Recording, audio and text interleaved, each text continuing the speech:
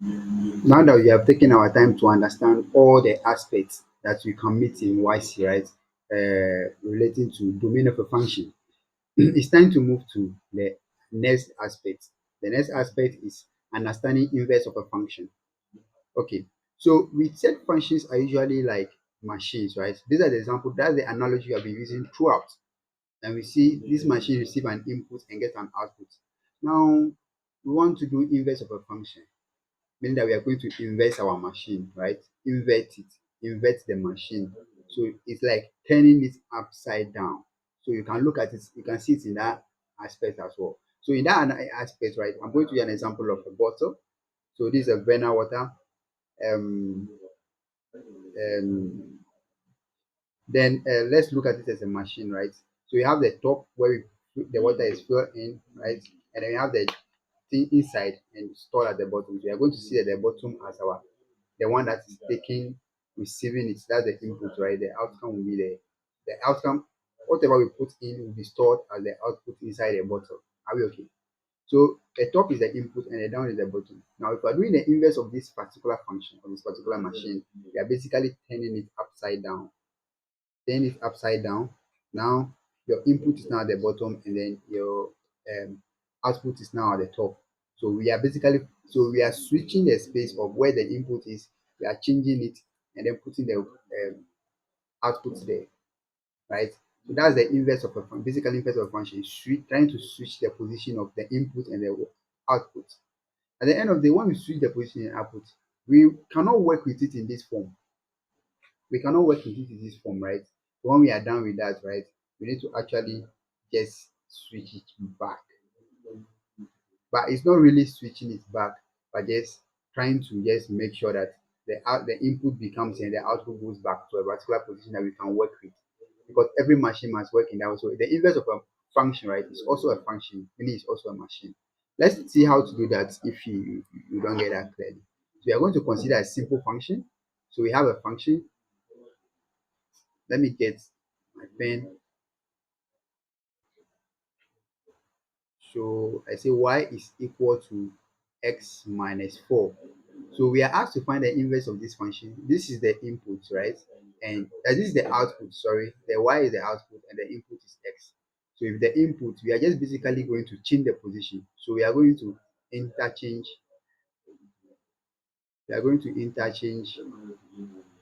x with y with x or x with y. So you have basically interchange. If you rewrite this in by putting x where y is and put y where x is, you're going to x is equal to y minus 4, right? So this is basically turning the bottle upside down by just reversing the input to the output. But then we don't naturally work with something like this, right? Usually, when we are done doing it like this, right, we have to actually bring it in a form that is a machine. A machine should have an input and an output. X is always the input. X is always the input, and Y is always the output. So you might like to make Y the subject again.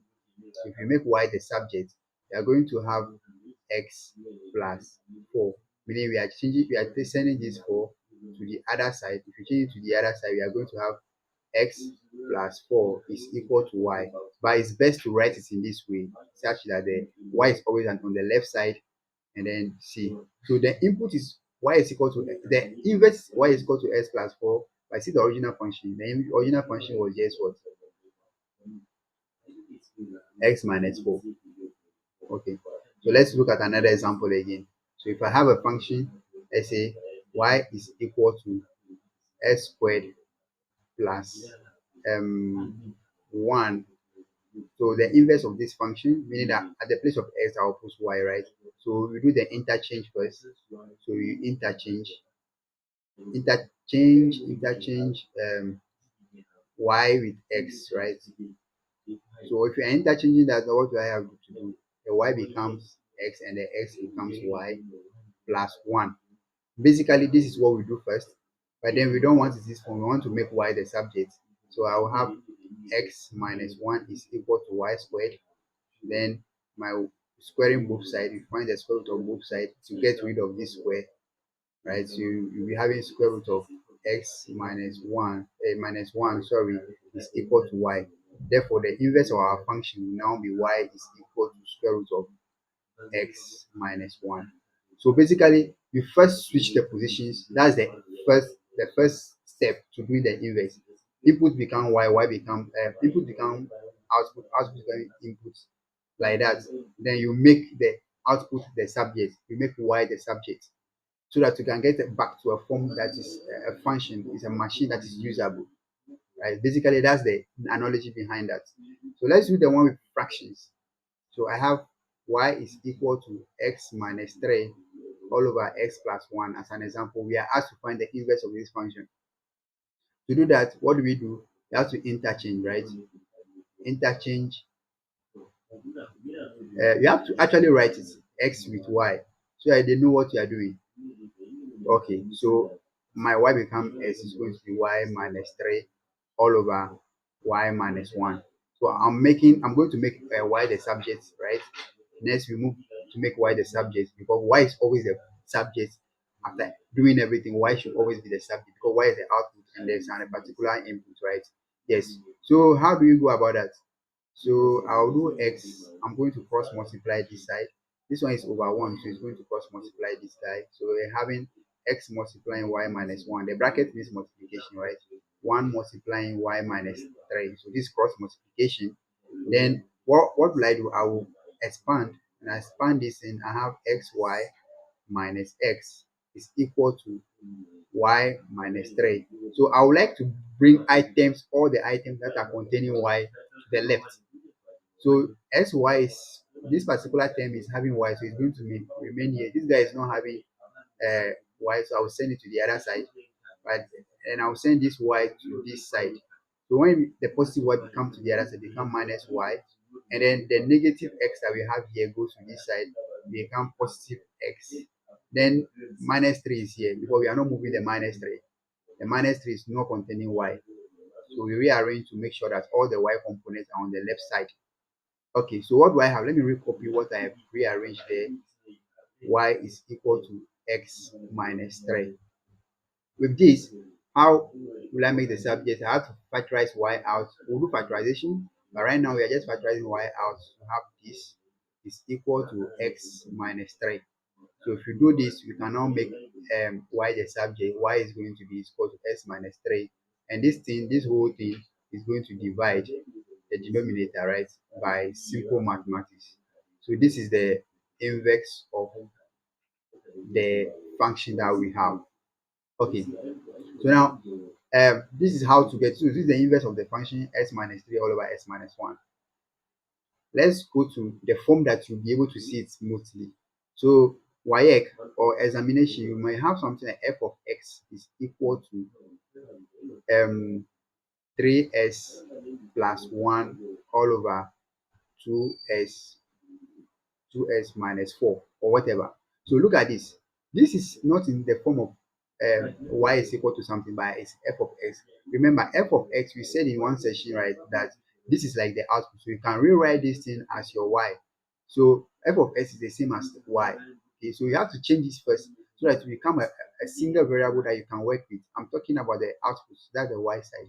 So if you have a form that is f of x is equal to something, you are asked to find the inverse. First, remember to change it to a single variable, which is f of x, right? Then you have that. Now, if I want to find my f of x, and then say find the inverse, they usually do it like this: f inverse of x. So the power negative 1 on the f is telling me that find the inverse of the function. So before you find the inverse of the function, change the f of x to y so you can easily work with it. That's it. But if you can be moving alongside with f of x all the time, that's your that's good, right? But the major thing is to change the y to f of x to y. Then I'm going to interchange again. So you write the interchange x, the y with x, right? I'm going to interchange that. Then I have x is equal to 3y plus 1 all over 2y plus 4. So I'll just multiply, cross multiplication, because the bottom here is 1.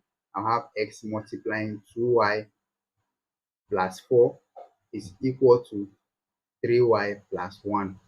So basically, we continue from here, we expand, we come 2xy plus 4x will be equal to 3y plus 1. So I'll move all the terms that are containing y on the other side and those that are not containing y to the other side.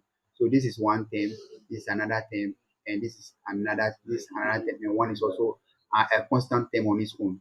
So 2xy will be here, and the other term that contains y will come here, will be equal to, then the positive 4x will go to the other side, become negative 4x. One is already there, one is not moving because it's not containing y. So I have all the y components on the left side of the equation. So now I can factorize y out. So I can factorize y out, I'll have 2x minus 3 will be equal to negative 4x plus 1 on the other side. So simply just make y the subject. Then you have negative 4x plus 1 all over 2x minus 3. So now we have this y is equal to negative 4x plus 1 over 2x minus 3. Okay, look, they gave you f of s at the beginning, not y is equal to something, but you'll be able to make it y to in order to work with it. So when you are done, just basically say now final answer f inverse of x is equal to the f inverse of x will be equal to the answer that you have here, f of s plus 1 all over 2x minus 3. So this is your final answer for this. So remember, when the question starts with y, then you are fine. But the function starts with f of x, right? Change it to y. And when you are done, remember to change it back to f of x. But when you are bringing back to f of x, make it f inverse of x. So f to the power negative 1 of x. That will give you the inverse of this function. So that's basically how to find the inverse of every function. Try more examples in order to master this concept. So when you are doing this, you are doing this. Don't see that you are achieving, but then compare it to link it to the analogy that you are just investing the input, trying to just switch match the machine down, right? Then you just make y at the place of x and x at the place of y. Then you work with it. When you are done, you make y the subject again. When you make y the subject, then you can now switch it back to f inverse or g inverse or h inverse. See in the next session where we explore how to find the range of a function.